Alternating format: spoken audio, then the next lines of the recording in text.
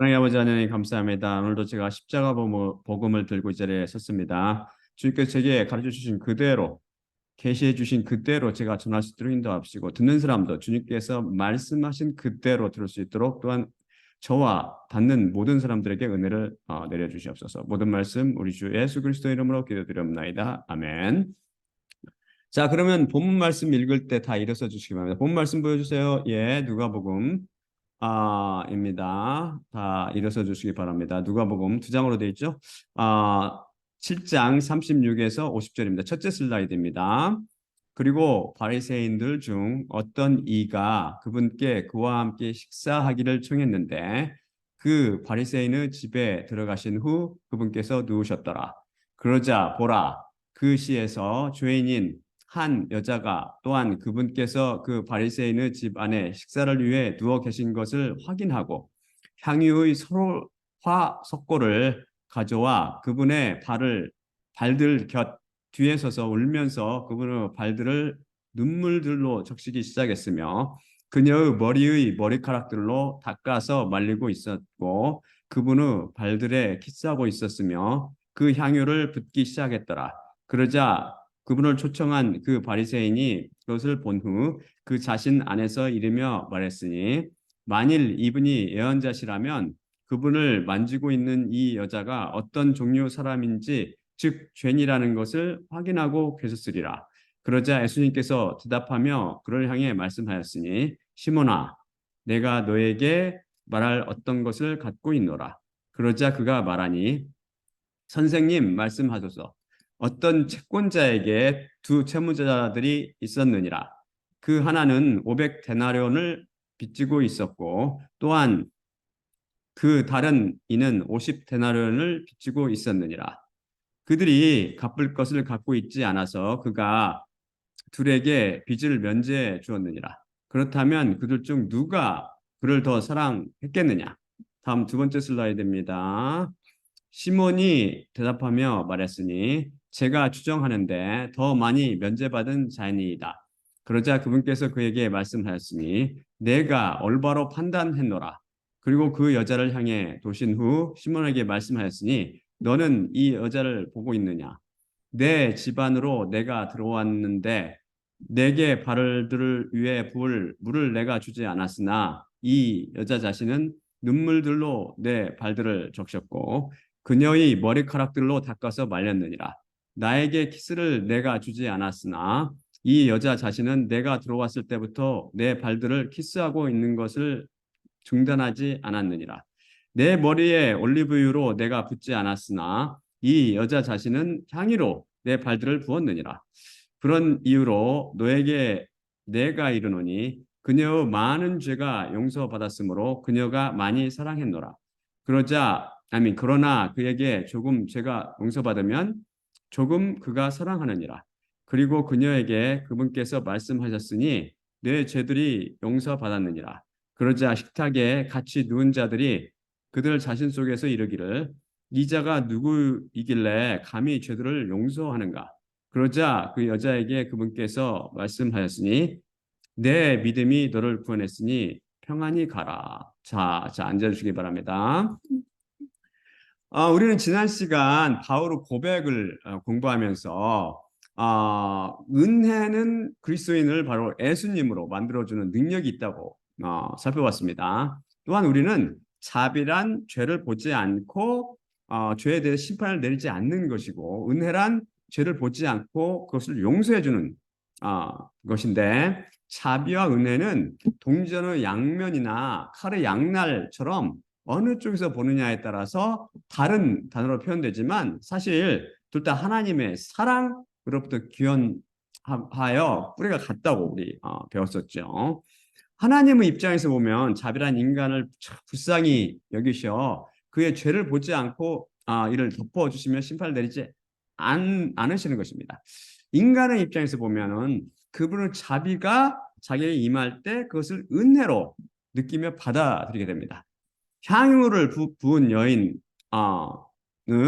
예수님께 사랑을 받아서 그분의 자비로 많은 죄가 용서받아서 그것을 커다란 은혜로 느꼈습니다.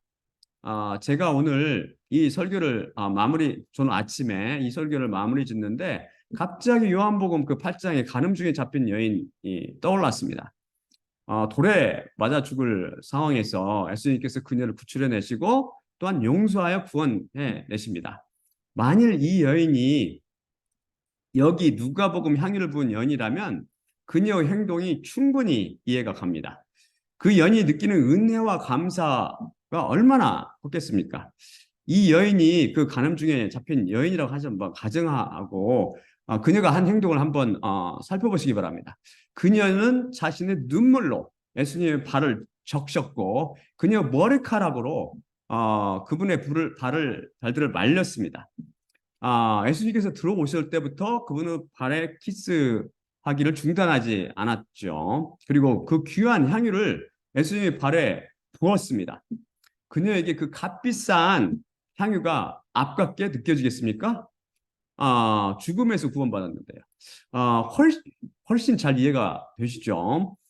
그런데 여기 누가복음 여인은 간음 중에 잡힌 여인은 분명히 아닙니다. 왜냐하면 요한복음 8장 간음 중에 잡힌 여인의 그 사건은 이 누가복음 7장 사건보다 훨씬 뒤에 나오거든요. 쭉 이제 성경 순서대로 이렇게 보면은 하지만 그녀는 이 기사를 이해하는 데 큰 도움이 됩니다. 죄는 가상이 아니라 실제로 가상이 실제로 존재하기 때문에 이것이 용서받을 때 참으로 죄의 권세와 죄책감으로부터 해방되는 것이며 그것이 은혜로 느껴지게 됩니다. 간음 중에 잡힌 여인을 예로 들어 설명드렸듯이 이 여인의 기사는 죄사함도 은혜도 모두 가상이 아니라 실체라는 진리를 명확히 선포해 줍니다. 이 속에는 또 다른 비밀이 숨어 있습니다. 구약에는 세부류 사람들이 올리브유를 세부류 사람들에게 올리브를 부어서 그들의 권한과 권위가 하나님으로부터 위임받았음을 선포하였죠. 그게 누구였죠? 첫째가 제사장이며 우리 배웠죠. 그다음에 둘째가 왕, 그리고 마지막이 예언자입니다. 이들은 각각 기름 부음을 받았습니다. 그런데 우리는 제1강을 통해서 메시아, 이게 성경 말씀이 메시아가 이 세 가지 모든 조건을 갖춘 분임을 성경에 예언하고 있다고 우리가 살펴봤었죠. 메시아의 뜻은 기름 부은 자, the anointed one. 기름 부은 자란 뜻입니다. 누군가 메시아 후보로 등장한다면 과연 이 사람이 이 모든 조건을 갖추고 있는지, 기름 부음을 받았는지 철저히 조사해야 됩니다. 메시아, 곧 그리스도는 제사장이시요 왕이시며 또한 예언자이십니다. 이 세 가지 조건을 모두 갖추었고 기름 부음을 받은 사람이 정말 있었을까요? 있었다면 그분이 과연 누구일까요? 당연히 우리 주 예수 그리스도시죠. 그런데 성경 중에 예수님께 기름을 부어서 그분을 제사장을 삼으며 왕으로 삼고 예언자로 삼았다는 그런 내용이 나옵니까? 만일 예수님께서 제사장이시며 동시에 왕이시고 또한 예언자로 기름 부음 받은 것이 성경 중에 나오지 않는다면 이분이 기름 부음 받은 자, 곧 메시아의 자격에 의구심이 생길 수가 있지요. 여러분, 예수님께 향유를 부은 이 사건들이 바로 예수님의 기름 부음을 비유하고 있음을 알고 계셨나요? 억지 같다고요? 그럼 정말인지 한번 살펴볼까요? 하나씩. 놀랍게도 예수님께 향유를 붓고 바르는 장면은 성경 중에 딱 정확히 3번 나옵니다.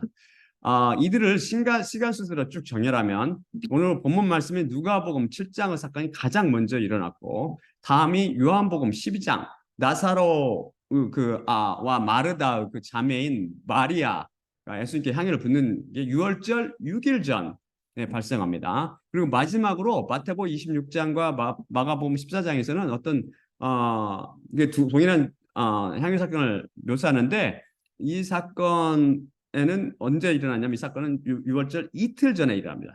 그리고 이 세 가지 사건은 각각 다른 사건이죠. 성경 자체가 갖고 있는 시계, 성경은 잘 보면 시계가 갖고 있어요. 자체가 시계가 있어, 시계. 그 시계와 앞뒤 상황을 맞춰보면 세 사건이 별개임을 우리가 알 수 있습니다. 그럼 왜 향유, 곧 향이 나는 기름을 붓는 사건이 3번 일어났을까요? 그것은 바로 예수님께서 구약이 예언하는 메시아임을 전 우주에 선포하기 위해서입니다. 그 비밀이 지금 드러나는 거죠. 그런데 제사장과 왕 및 예언자 시중의 사람들에게는 엘라이언이라고 하죠. 엘라이언, 곧 올리브유가 부어졌는데 예수님께는 올리브유가 아니라 미론, 단어를 찾아보면 헬라어 단어 미론, 곧 나르드, 스파익나르드, 곧 우리나라 말로 감송향, 즉 향유가 부어졌습니다. 그럼 예수님께서 메시아라고 인정할 수 없게 됩니까? 인간 제사장과 왕과 선지자에게는 올리브가 합당합니다. 하지만 영원한 대제사장이시오 왕들 중에 왕이시며 하나님의 말씀 자체신 이 예언자에게는 올리브유보다 훨씬 귀중한 향내나는 기름이 부어지고 발라져야 하는 것이 합당합니다. 그래서 예수님을 위해 준비된 향유가 바로 식물성 향유인 감송향입니다. 이것의 가치는 마태 및 누가복음을 통해서는 알 수 없지만 마가복음 및 요한복음을 통해서는 가룟 유다와 그 어떤 사람들을 말로 미루어서 이게 300데나리온이나 또는 그보다 더 이상 가치가 나가는 것으로 추정되죠. 그러니까 올리브유보다는 가격대가 비교가 안 될 정도로 귀중한 것입니다. 올리브유는 아무데나 구할 수 있는 거잖아요. 흔한 거. 아니면 이거는 아주 귀한 거. 제가 아마존에서 한번 구해서 해봤는데 물론 이것도 진짜 진품인지 모르겠어요. 근데 향기가 좋더라고요. 다른 이런 인조 향기와 달라. 그래서 우리가 이미 살펴봤지만 300데나리온이 얼마 되는지 한번 계산 간단히 해볼까요? 그래야 이게 감이 잡힐 거 아니에요. 이 사람이 얼마나 큰 돈을 바쳤는지. 그래서 이 여인이 노동자 하루 품삯이 뭐라고 하죠? 하루 로마식으로 표현하면 데나리온이라고 표현하고 헬라식으로 표현하면 드라크마라고 표현하는데 이것을 오늘날 기준으로 하면 7만 원 정도 된다고 제 109강에서 배웠잖아요. 이것은 현재 가격으로 최소한 2,100만 원 정도 됩니다. 그럼 많은 부자 사람들은 2,100만 원? 그 정도에 내가 기꺼이 바칠 수 있지. 라고 큰 소리 칠지 모르죠. 하지만 여러분은 그렇게 계산하지 말고 자신이 버는 돈의 300배, 하루 버는 돈의 300배, 하루 들어오는 수입의 300배 그런 양을 헌금하여 예수님께 향유로 깨어서 바칠 수 있겠습니까?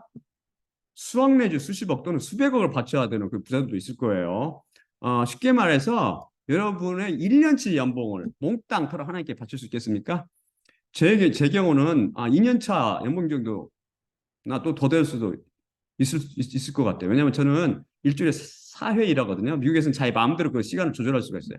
일하는 시간을. 근데 미국에서는 직종마다 다르지만 보통 많은 직업의 경우 휴가가 6주 정도 되거든요. 6주. 엄청 길어요. 한국에 비해서는. 그게 좋은 것 같아요. 제가 계산해 보니까 제가 한번 계산했거든요. 공휴일 제가 일하는 날과 일하지 않는 날 공휴일도 합쳐가지고 그 시간까지 합쳐 해보니까 제가 일하는 날보다 일하지 않고 집에서 쉬는 날 더 많아요. 그래서 그 말은 무슨 말이냐면 300데나리온 저에게 300데나리온에 해당하는 그 300일 동안 일한 양을 하나님 예수님께 갖다 바친다면은 제 연봉 2년치 연봉 정도가 될 겁니다. 그보다 더 많을지도 모르죠. 예수님은 우주 내에서 가장 귀하신 분이시라 그런 엄청나게 귀한 향유를 써서 그분이 메시아임을 말씀이 선포하고 있는 것입니다. 그런데 제사장이나 왕 또 혹은 예언자에게 쓰는 올리브 대신 이 향유가 쓰였다는 제 말씀이 지나친 억지같이 느껴지십니까? 사실 예수님께서 이에 대해서 제 주장을 확증시켜 주십니다. 그분이 시몬 베드로에게 바리새인 시몬에게 하신 말씀을 들어보면 내 머리에 올리브유로 내가 붓지 않았으나 이 여자 자신은 향유로 내 발들에 부었느니라고 하시면서 인간 제사장이나 왕 또는 예언자에게 쓰는 올리브유 대신 자신에게는 올리브유와 비교가 안 되는 고귀한 향유가 쓰였음을 확실히 밝히십니다. 분명히 관계가 있으면 말씀하잖아요. 그럼 누가복음의 향유를 부은 사건과 요한복음의 그 사건 그리고 마태 마가복음 사건은 예수님께서 어떤 분이심을 선포하고 있습니까? 메시아 중 어떤 역할을 하고 있음을 선포하시는 거죠. 신비하게도 각 사건에는 각각의 실마리가 쫙 숨어 있죠. 성령님을 통해서 그 눈이 확 열린 그 그리스도인들만 볼 수 있습니다. 누가복음은 여기 제가 지금 읽은 복음에서 예수님께서 메시아로서 어떤 역할을 하심을 선포합니까? 본 말씀을 제가 읽을 때 혹시 보이던가요? 다음 슬라이드 보여줄까요? 다시 한번 살펴보겠습니다. 다음 슬라이드 보여주세요.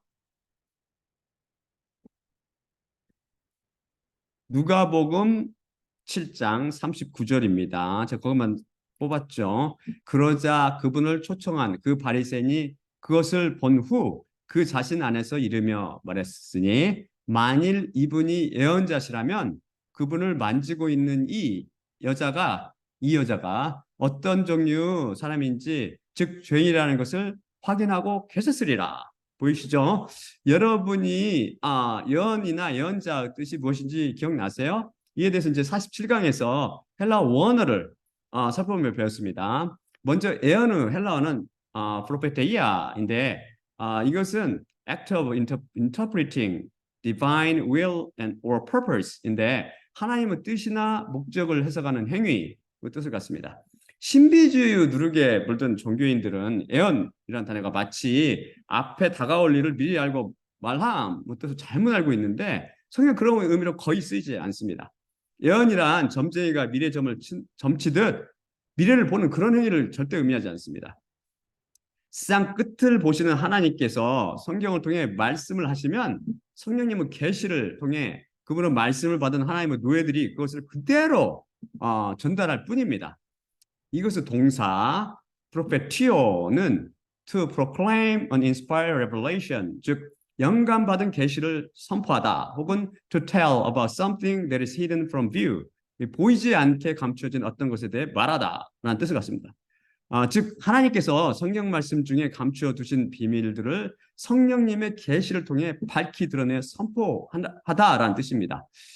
간략히 계시받은 말씀을 선포하다 혹은 예언의 말씀을 선포하다라고 번역할 수 있겠습니다. 정확히 제가 지금 하고 있는 일들이네요. 그렇죠?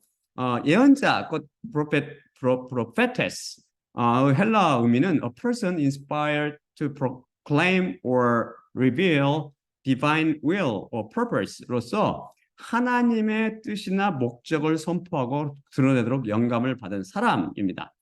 즉 하나님의 말씀을 그대로 전달하는 자, 곧 대언자나 하나님의 대변인입니다. 하나님의 입노릇을 하는 하나님의 노예입니다.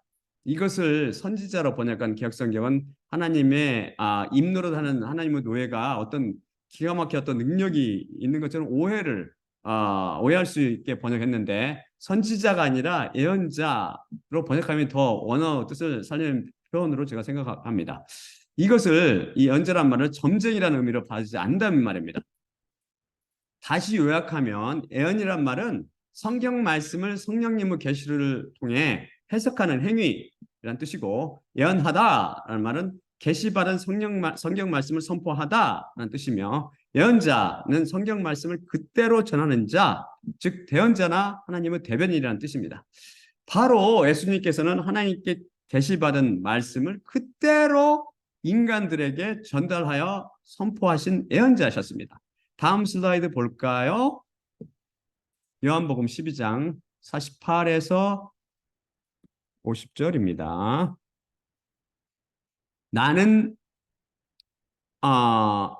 나를 거부하고 내 말씀을 받아들이지 않는 자는 그를 심판할 일을 갖고 있으니 내가 이야기했던 저 말씀이 그를 마지막 날에 심판하리라. 왜냐하면 내 자신이 내 자신으로부터 말했던 것이 아니라 나를 보내신 아버지 자신이 나에게 계명을 주고 계시어 무엇을 말하며 무엇을 이야기할지 명령하시기 때문이라. 그리고 그분의 계명이 영원한 생명임을 나는 알고 있노라. 그러므로 나 자신이 이야기하는데 아버지께서 나에게 말씀하고 계시는 대로 이렇게 나는 이야기하노라. 예수님께서 내 자신으로부터 즉 자의에 의해서 스스로 말씀하시는 것이 아니라 하나님 아버지께서 명령하신 그대로 전달하며 말씀하셨다고 말씀하십니다. 이것이 정확히 예언자, 즉 하나님 말씀인 성경 말씀을 그대로 전하는 자라는 뜻 아닙니까? 예수님을 자기 집에 초대한 이 바리새인이 누구죠? 이는 시몬입니다. 이름이 시몬 베드로, 다른 사람이라고 그랬죠. 바리새인 이름입니다. 우리나라도 그렇지만 특히 미국 사람들 같은 이름 가는 사람 엄청 많거든요. 유대인도 마찬가지예요. 헷갈리면 안 됩니다. 이 사람은 아직 예수님께서 예언자심을 몰라 뵙고 이런 생각을 한 것입니다. 그런데 이 사람은 만일 이분이 예언자시라면 이라 가정하며 이분이 참으로 예언자신가? 라고 의문을 제기했죠. 그럼 이에 대한 이 사람 그 물음에 대한 대답은 무엇이죠? 맞습니다. 예수님은 예언자십니다가 됩니다. 시몬 이 사람 이 시몬의 의구심을 깨뜨리고 그녀가 큰 죄를 지은 죄인이라는 것을 속속들이 알고 계셨기 때문입니다. 그래서 이 여인은 예수님의 발에 향유를 부음으로 예수님께서 메시아로서 예언자 역할을 하고 있음을 천하에 선포하였습니다. 이 여인이 누구인지는 성경이 침묵을 하고 있죠. 마리아인지 아니면 다른 사람인지 전혀 모릅니다. 마태 및 마가복음에 등장하는 여인도 누구인지 모릅니다. 우리가 처음까지 알게 되겠죠. 하지만 300데나리온이나 이와 비슷한 가격으로 추정되는 비싼 향유를 부은 것으로 미루어 각각 다른 사람이었을 가능성이 크죠. 이 커다란 걸 부자도 아니고 갖고 있을 가능성이 희박하고 이 세 여인은 가난한 중에서 그 모은 자기 전 재산을 장만해서 이것을 하나님께 예수님께 바쳤을 것으로 생각되죠. 예수님께 전 재산을 바친 겁니다. 이것이 바로 은혜의 힘입니다. 은혜는 능력이 있어서 돈에 대한 집착과 욕심을 초월하게 만듭니다.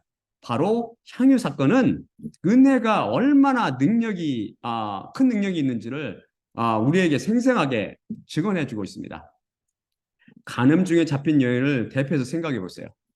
이해가 더 잘 갈 것입니다.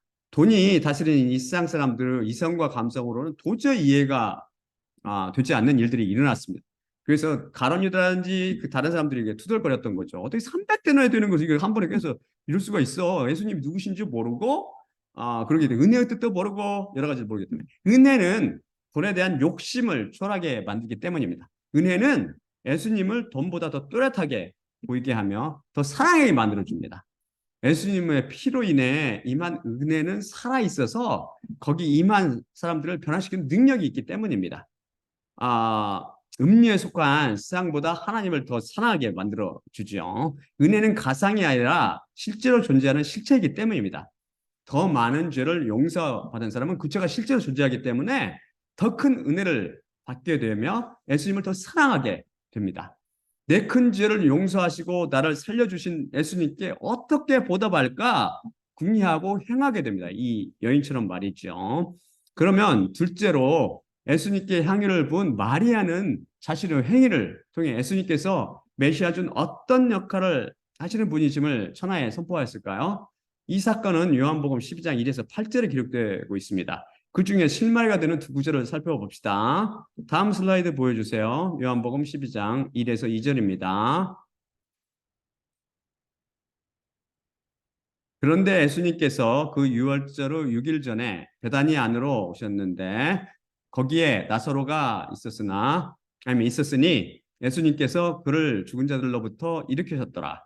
그러므로 그들이 그분께 거기서 만찬을 만들었는데 마르다가 시중 들고 있었으나 나사로는 그분과 함께 식사를 위해 누운 자들 중에 하나로 있었더라.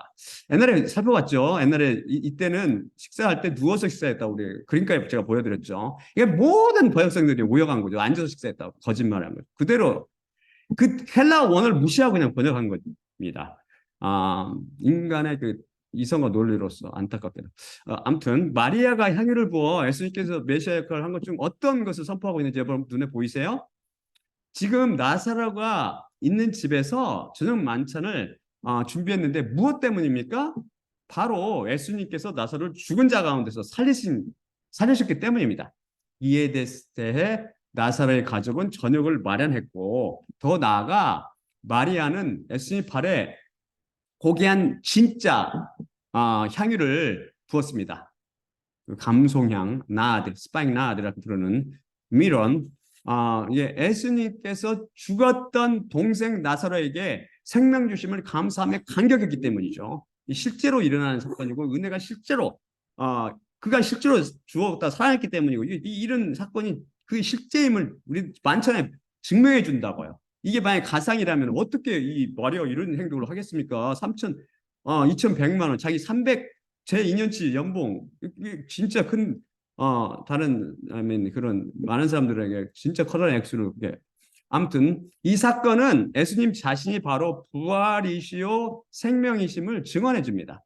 생명과 관계되는 메시아 역할이 무엇입니까? 생명 하면 떠오르는 메시아 역할이 뭐죠? 오직 성경으로 원칙에 의해서 성경 속의 그 해답을 찾아봅시다. 다음 슬라이드 보여주세요. 잠언 16장 15절입니다. 왕의 얼굴의 빛 안에 생명이 있고 그분의 후인은 나중 비의 구름 같도다. 여기서 왕이란 왕들 중에 왕이신 예수님을 비유합니다. 바로 생명은 왕이신 예수님께로부터 온다는 것을 증언하고 있죠. 잠언이. 또한 호의란 자비나 은혜의 다른 표현인데 나중 비라는 것은 농부들이 추수하기 전에 기다리는 그 나중 비죠. 이게 오면 풍성한 열매를 풍성한 열매와 결실을 가져오게 되는 거죠. 비는 바로 은혜를 비유하고 비는 바로 구름에서 오는데 이 구름은 바로 역대하 4장 13절을 보니까 자비를 비유하고 있습니다.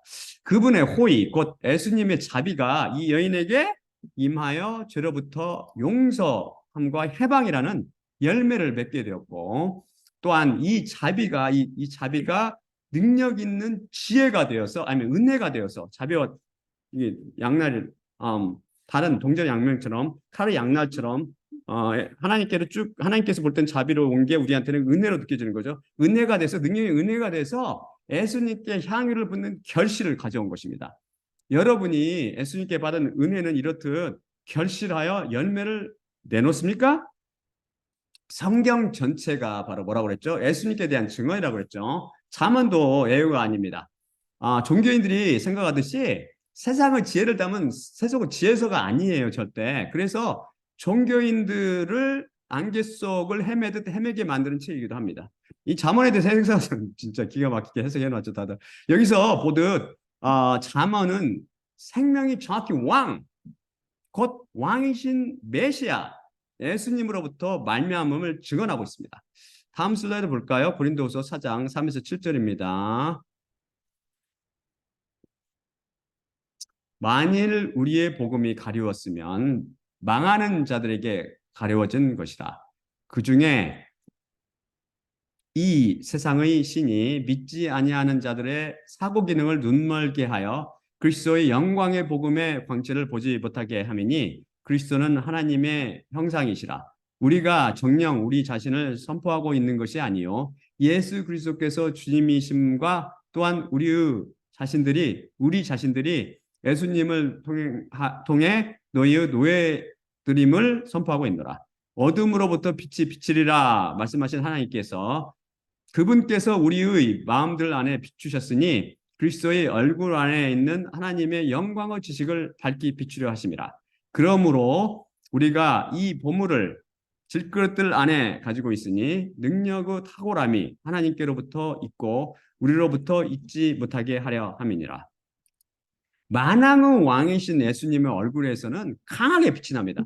실제로 그렇잖아요. 여호와 하나님을 뵌 사람이 누구였어요? 바로 다니엘이 묘사한 것이라든지 여호와 하나님이신 예수님을 만나뵌 그 사도 요한이 묘사한 걸 보면은 그분의 얼굴에서 빛이 밝은 해보다 더 강한 빛이 난다고 되어 있잖아요. 이 사실이거든요. 우리가 예수님을 보면 그렇다는 거죠. 그런데 마찬가지로 사도 바울도 마찬가지였고 이 얼굴에 나오는 빛은 예수님의 얼굴 안에 있는 하나님의 영광의 지식을 밝히 비추어 우리에게 생명을 줍니다. 생명을 줍니다. 여기서 지식, 곧 안다는 것은 불교에서 말하듯 돌을 깨우치듯 그렇게 깨달음을 통해서 아는 것 그런 것이 아니고 깨달았어 이게 하나 예수님께서 말씀하신 거 전혀 거리가 멀죠. 그게 아니고 뭐라고 그랬어요? 관계와 지식과 믿음을 통해 여호와 하나님을 아는 것 의미한다고 제 81강 등에서 여러 차례 배웠죠. 얼굴에 빛이 있어서 쫙 하나님과 예수님을 알게 하시어 영생을 주시는 분이 바로 만왕의 왕이신 예수님이십니다. 다음 슬라이드 볼까요?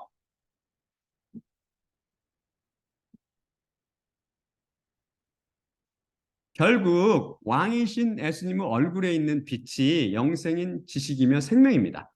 요한복음 17장 3절입니다. 그런데 바로 이것이 영생이니 당신 곧 유일하신 참 하나님과 당신께서 보내신 이 예수 그리스도를 아는 것이니이다.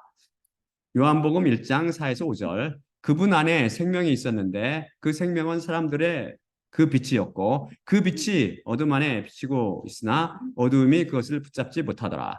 결국 왕이신 예수님께서 사망을 멸망시키고 영원히 왕으로 다시게 될 것입니다. 다음 슬라이드 볼까요? 고린도전서 15장 20에서 26절 상반부입니다. 정령 사망이 사람을 통해서 왔기 때문이니 또한 죽은 자들의 부활도 사람을 통해서니라. 정령 아담 안에서 모든 이들이 죽은 것 같이 이렇듯 또한 그리스도 안에서 모든 이들이 살아나게 되리라. 그러나 각자가 자신의 그룹 안에 있으니 첫 열매가 그리스도시요 다음 차례가 그분의 강림하실 동안 그리스도께 속한 자들이요 다음이 마지막이니 그분께서 그 왕국을 바로 아버지 하나님께 맡기실 때요. 모든 통치와 모든 권위와 능력을 멸망시키실 때라. 모든 원수들을 그분의 발들 아래 두실 때까지 반드시 그분께서 왕으로 다스리실 것이기 때문이라. 사망이 마지막 원수로 멸망받으니 모든 것들이 그분의 발들 아래 복종하였기 때문이라. 사망이 음녀에 속한 죄와 사망과 마귀의 세상에서 왕으로 지금 군림하고 있죠. 다스리고 있죠. 장차 왕들 중에 왕이신 예수님께서 오셔서 이 모든 것을 그분의 발 아래 복종시키시고 영원히 왕으로 참 왕으로 다스리게 될 거예요. 지금은 사망이 왕노릇을 하고 있지만 예수님께서 참으로 왕으로 다스리게 될 것이라고요. 그래서 마리아는 향유를 붓는 사건을 통해서 예수님께서 사망을 다스리시는 왕이신 메시아임을 선포했죠. 그럼 6월절 이틀 전에 일어난 마태복음 26장과 마가복음 14장의 그 기사는 예수님께서 그리스도 즉 메시아 중 어떤 역할을 하고 있음을 하셨음을 선포할까요? 남아있는 것은 제사장 하나네요. 그렇죠? 과연 이 기사는 예수님께서 제사장이심을 암시하고 있을까요? 다음 슬라이드 볼까요? 마가복음 14장 3에서 9절입니다. 얼마나 기가 막히게 이걸 성경이 감추고 있는지 한번 보세요. 자, 그리고 베다니 나병의 시몬 집안에 그분께서 계시니 그분이 식사를 위해 누워 계시는데 매우 값진 진짜 감성향유의 설화석고를 갖고 있는 한 여인이 들어왔고 그 설화석고 단지를 깨뜨린 후 그분의 머리에 부었더라. 그러자 거기에 자신들을 향해 분개하고 있는 어떤 이들이 있었는데 투덜거리기를 무엇을 위해 향유 낭비가 되어졌는가? 정녕 이 향유를 300데나리온 이상에 팔아 거지들에게 줄 수 있었으리라 하며 그녀를 엄히 책망하기 시작했더라. 그러자 예수님께서 말씀하였으니 그녀를 내버려 두라. 왜 그녀를 괴롭게 만드느냐? 내 안에서 선한 행위를 그녀가 행했느니라. 항상 거지들을 너희 중에 너희가 갖고 있어서 너희가 원할 때 그들에게 잘 너희가 행할 수 있으나 나를 항상 너희가 갖고 있지 않기 때문이라. 그녀가 가졌던 것을 그녀가 행했느니라. 장래의 예비를 위해 내 몸에 그녀가 향유를 미리 부었느니라. 그러므로 진실로 너희에게 내가 이르노니 전 세상에 걸쳐 어디든지 복음이 선포되는 곳에는 또한 그녀 자신이 행한 것이 그녀의 기억으로 이야기되리라. 여기서 예수님께서 제사장이라는 것이 보이십니까? 힌트를 드리면 제가 붉은 채로 만든 첫째가 나병의 시몬이란 말씀이고 둘째가 장래의 예비를 위해 내 몸에 그녀가 향유를 예비하였느니라 라는 말씀, 간단히 장례라는 말씀입니다. 왜 제사장이 나병 환자와 관련되며 장례, 곧 죽음과 연관이 있을까요? 다음 슬라이드 보여주세요. 말씀으로 풀어야 되기 때문에 아, 다음 슬라이드를 보겠습니다. 하나님의 율법에 의하면 나병의 진단과 치유 판정은 제사장의 역할이었습니다. 레위기 14장 2절입니다. 하나님의 율법에 의하면 나병의 레위기 14장 2절 이것이 그의 정결의 날에 나병이 든 자의 율법이 될 것이니 그를 그 제사장에게 데려올 것이라. 다음 슬라이드, 다음은 누가복음 5장 10에서 14절입니다. 그리고 그것이 그분께서 한 성 안에 계시는 동안 일어났으니 보라 나병이 가득한 한 남자가 예수님을 보고 난 후 얼굴 위에 엎드려져 그분께 간구하며 이르기를 주님 만약 당신께서 원하신다면 당신께서 저를 정결하게 하실 수 있나이다. 그러자 손을 그분께서 펴시고 그를 만지시며 이르시니 내가 원하노니 정결하게 되라. 그러자 즉시 나병이 그로부터 떠나갔더라. 그리고 그분 자신께서 그에게 명하셨으니 아무에게도 말하지 말고 가서 너 자신을 제사장에게 보이고 내 정결하게 됨에 관하여 모세가 명령했던 대로 예물을 가져가 그들에게 증거가 되게 하라. 아, 제사장과 나병의 관계가 명확해졌죠. 누구도 할 수 없고 오직 제사장만 나병을 진단하고 정결하게 됨에 대한 판정을 내릴 수 있었습니다. 여기 마가복음 14장에서 나병의 시몬은 제사장인 예수님을 통해서 이 병을 이병 예수님이 계신 곳에 모두 병이 다 떠나가잖아요. 그러니까 이 나병 시몬이라는 것은 시몬의 그 별명이 나병인데 지금도 나병을 갖고 있는 게 아니라 예수님을 통해서 그 병이 고침을 받았고 정결하게 되었고 그래서 그것에 감사해서 이 식사에 초대했을 것으로 지금 추정되는 거죠. 이 시몬은 바로 아까 누가복음 바리새인 시몬과 또 다릅니다. 이름만 같이 다른 사람이죠. 참고로 방금 읽은 누가복음 5장의 한 나병 환자가 예수님께 드린 간구가 바로 참된 기도요, 믿음의 본보기가 됩니다. 이 사람이 뭐라고 그랬어요? 주님, 만약 당신께서 원하신다면 당신께서 저를 정결하게 하실 수 있나이다. 자신의 뜻과 고집 대신 예수님의 원하심을 앞에 두며 그분의 선하심에 자신을 맡겼죠. 자기가 원하는 것을 해달라고 떼쓰고 고집 부리고 보채며 안달복달하지 않았죠. 그게 바로 참된 기도요, 네, 믿음인 거죠. 그럼 대제사장이신 예수님과 장례, 그 죽음은 어떤 관계가 있을까요? 대제사장은 반드시 죽으셔야 합니다. 왜요? 피 흘림이 없이는 죄삼이 일어나지 않기 때문입니다. 다음 슬라이드 볼까요? 히브리서 9장 11에서 14절입니다. 그러나 그리스도께서 손으로 만들지 아니한 즉 이 창조가 아닌 더 크고 완전한 성막을 통하여 선하게 된 것들을 대제사장으로 오셔서 염소들이나 숫송아지들의 피를 통해서가 아니라 자신의 피를 통해서 단번에 성소에 들어가시어 영원한 속죄를 찾으셨느니라. 왜냐하면 만일 순염소들과 황소들의 피와 부정한 것들에 뿌린 암송아지의 죄가 성결하게 하여 육신의 정결함에 이르게 한다면 영원하신 성령님으로 말미암아 흠없는 자기를 하나님께 드린 그리스도의 피가 얼마나 더 우리의 양심을 죽은 행위에서 정결하게 하고 살아계신 하나님을 섬기게 하지 못하겠느냐.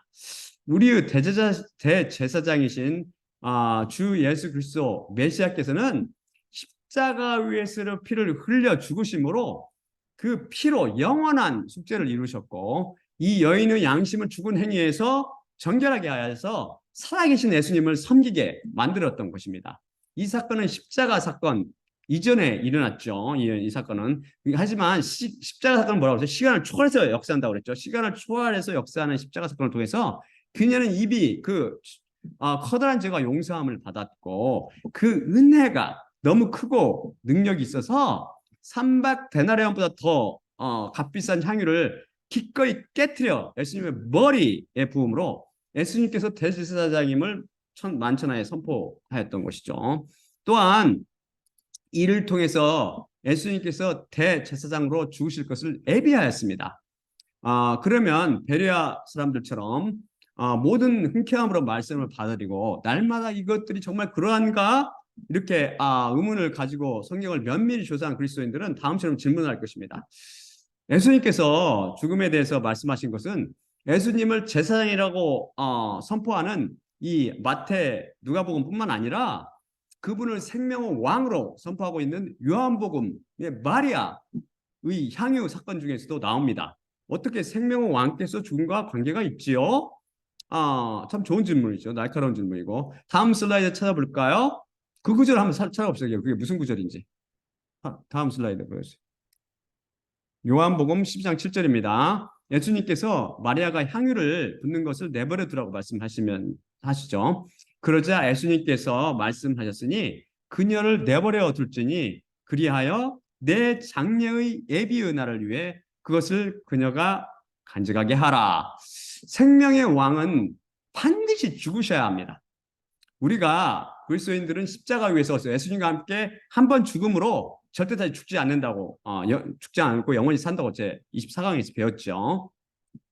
그런데 예수님께서는 죽음 곧 사망 위의 왕노릇 하신다는 것을, 즉 사망을 밟고 다스린다는 것을 다스리고 이기신다는 것을 증명하시기 위해서 죽으셨습니다.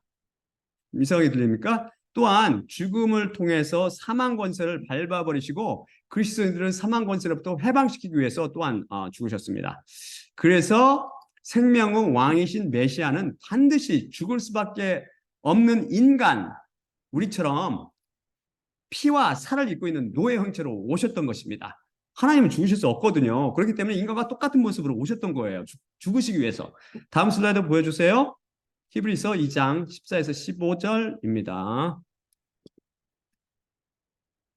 아이들이 피와 살을 분담하고 있기 때문에 그분 자신 또한 같은 방식으로 그들에 참여하였으니 사망을 통해 사망의 세력을 가진 자, 즉 마귀를 패하려 하심이니 이들 곧 삶 전체를 통해 사망의 두려움에 의해 노예 신분으로 애속되어 있는 이들마다 해방시키려 하심이라.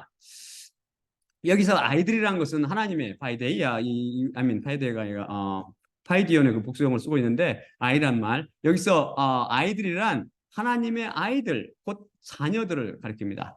피와 살을 가진 존재들은 반드시 죽기 때문에, 피와 살을 가졌기 때문에 아담이 처음 창조했을 때 반드시 죽게 돼 있다고요. 어떤 사람들은 선악과나무 나무를 안 따먹으면 살 수 있으라고 잘못 알고 있는데 그게 아니고 피와 살을 가진 존재는 죽게 돼 있습니다. 늙어서 그게 갈고 예수님께서 죽으시기 위해서 피와 살을 입고 있다니, 그래서 피와 살을 입고 있다니 오신 거죠. 그래서 십자가 위에서 죽으셨습니다. 그럼 십자가상에서 예수님께서 죽으셨어요. 그러면 사망이 이겼습니까? 아니면 생명 자체이신 메시아 예수님께서 이기셨습니까? 절대 죽으실 수 없는 생명 자체이신 분이시기에 그분이 죽음이 그분을 가둬놓지 못했고 그분은 어때요? 사망 권세를 깨트리고 부활하셨죠. 그 십자가의 죽음이 그분의 자녀들을 또한 죽음의 공포와 사망의 권세로부터 해방시켜 줬습니다. 죽음을 통해서 죽음의 권세를 깨뜨렸다는 이 진리가 정말 신비스럽지 않습니까? 잘 한번 다시 들어보세요. 이게 정말 신비 중에 신비죠. 죽음을 통해서 죽음의 권세를 깨뜨려 버리신 분. 여기서 한 가지 비밀을 더 선포하겠습니다. 왕이시며 제사장이시며 예언자이신 메시아 예수님께서는 이 향유 사건을 통해서 성삼위일체 비밀을 선포하십니다. 왕은 누구를 나타내죠? 성부 하나님을 비유합니다. 제사장은요, 성자 예수님을 비유합니다. 그러면 예언자는 바로 성령 하나님을 비유합니다. 향유를 부은 사건을 잘 읽어보면 마태 및 마가복음에서는 한 여인이 예수님께 어디에 향유를 부어요? 정확히 머리에 붓습니다. 예수님께서 그럼으로써 제사장 메시아님을 선포하죠. 나머지 누가복음 그 여인과 요한복음 마리아 사건을 잘 읽어보시면 아시겠지만 어디에 향유를 붓냐면 머리가 아니고 둘 다 발에 향유를 붓습니다. 예수님께서 그래서 부름으로써 뭐라고? 예수님께서 바로 예언자 메시아와 왕 메시아임을 선포하였죠. 왜 한 여인만 머리에 향유를 부었을까요? 히브리어로 머리는 러쉬라는 단어인데요. 이것은 무슨 뜻이냐면 첫째라죠. 아니 리션 바니 하론 이런 말이 있지. 나는 첫째면 난 마지막이라. 리션 이게 첫째 러쉬란 말 자체가 머리라는 뜻이 있고 첫째란 뜻이 있습니다. 예수님께서는 십자가에 못 박혀 죽으심으로 메시아 역할 중 제사장 역할을 첫순위로 해내셨습니다. 이것이 바로 피 흘려 죽으신 하나님, 곧 성자 예수님 역할이죠. 그 다음 둘째 역할은 어떻게 했죠? 둘째 순위로 하신 역할이 예수님께서 바로 오순절 이후 바로 뭘로 내려오셨어요? 예언의 영 성령님으로 내려오셔서 하나님의 노예들에게 임하신 후 지금까지 예언자로 지금 활동하고 계십니다. 예언자로. 바울을 비롯해서 저를 포함한 예수님의 노예들 안에서 활동하고 계시는 예수님께서 바로 예언자로 일하시는 예수님의 영이신 성령님입니다. 이 선포가 바로 성령님의 선포 결과죠. 그리고 예수님께서는 장차 아버지의 영광과 권위를 가지고 왕으로 오실 것입니다. 아버지의 영광과 권위라고 분명히 주님께서 말씀합니다. 그러면서 왕으로 오신다. 왕. 아버지 곧 성부 하나님으로 오시는 거죠. 다음 슬라이드 볼까요?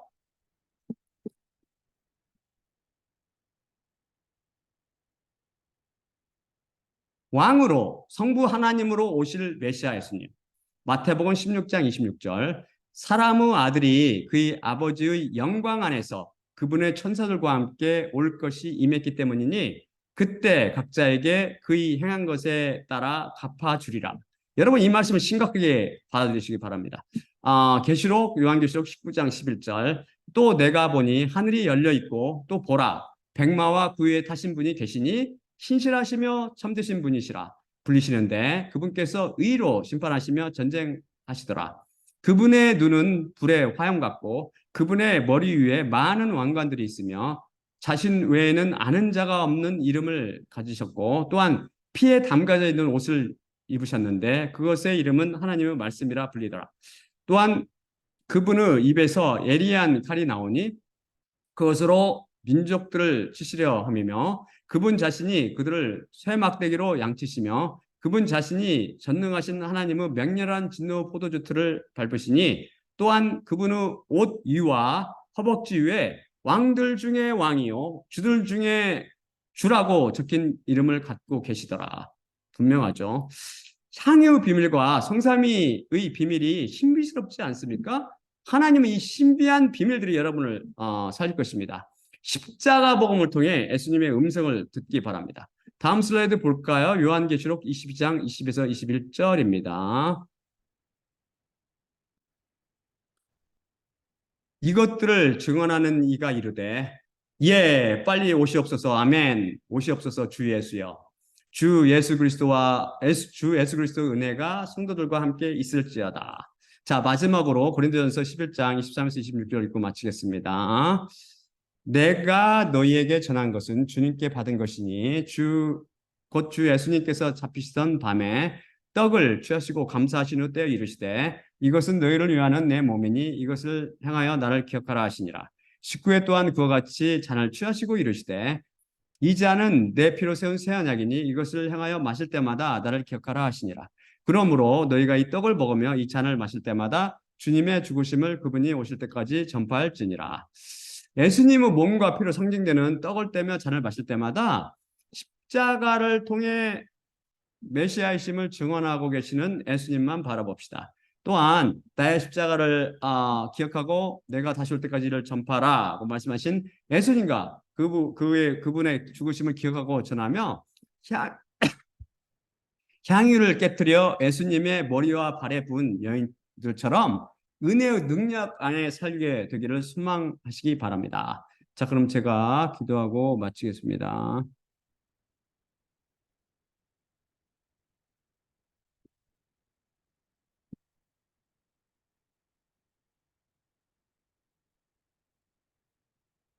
사랑의 아버지 하나님 감사합니다. 오늘 말씀 주심을 감사합니다. 오늘 말씀을 통해서 우리 주 여호와 하나님은 바로 메시아심을 보여주셨습니다. 메시아. 그분은 바로 우리들의 예언자가 되셨으며 또한 성경이 예언하는 예언자시고 또한 성경이 예언하는 왕들 중에 왕이시며 성경이 예언하고 있는 바로 제사장이 되신 분입니다. 바로 오직 우리 주 예수 그리스도만 이 세 가지 메시아 요건을 만족하신 분이요. 또한 이 향유를 부은 여인들의 사건을 통해서 우리에게 얼마나 은혜가 놀라운 능력 있고 힘이 있는지를 명확히 보여주셨습니다. 우리가 진실로 주님께 받은 그 은혜를 통해서 우리가 매일 살아가게 하심을 감사드리고 또한 그를 모르는 주님의 백성들을 십자가 복음으로 살리시고 진실로 그 죄가 용서함을 받음으로 이 향유를 부은 여인들이 느꼈던 그런 죄사함으로부터 죄사함에 의한 그 감사와 기쁨과 은혜를 동일하게 느끼게 하옵시고 그를 통해서 하나님을 섬기고 하나님을 영광롭게 찬양할 수 있도록 또한 하나님의 백성들에게 은혜를 베풀어 주시옵시고 또한 십자가 복음을 듣는 그 귀를 허락하여 주시옵소서. 모든 말씀 우리 주 예수 그리스도 이름으로 기도드립니다. 아멘. 아멘.